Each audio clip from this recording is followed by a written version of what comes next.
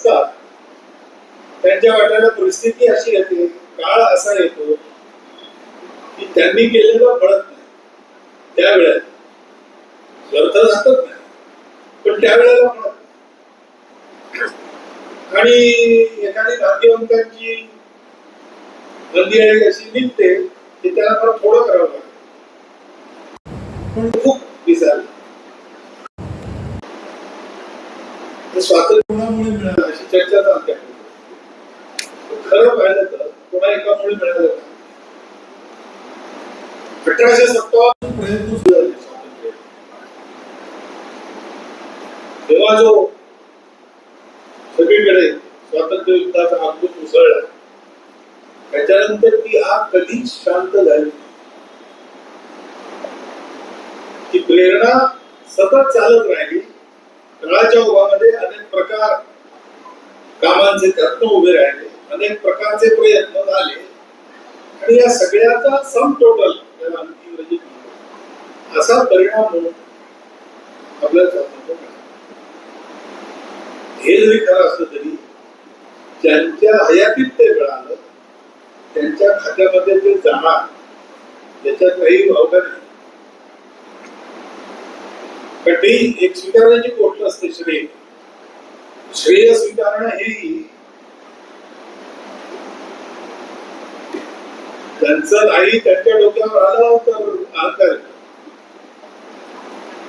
श्रेय मिळालेलं पचवणं हे ज्यांना संभव आहे, इतकी खोली आणि उंची त्यांच्या चरित्राची आहे, त्यांनाच ते शक्य असतं.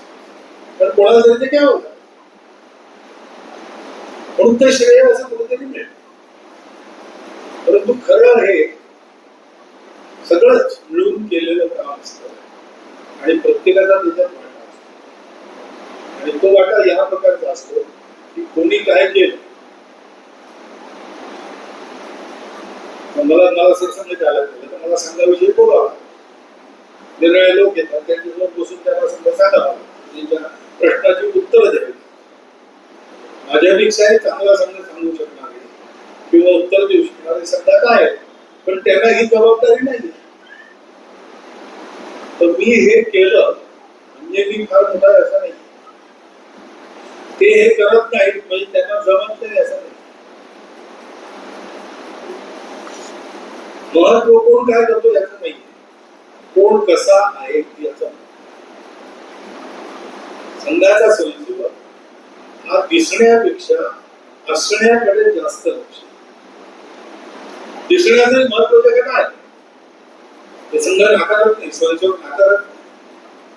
परंतु असो आम्ही सुखाने पत्थर पाया केलं, मंदिर उभवणे हेच आमचे